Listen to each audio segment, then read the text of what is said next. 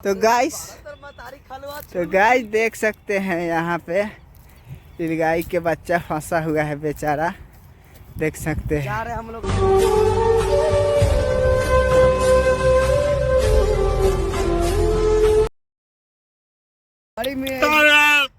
इधर देखो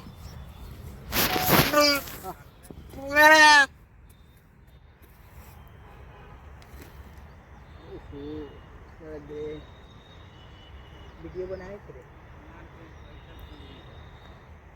बहुत ज्यादा चोट लग आ गई है।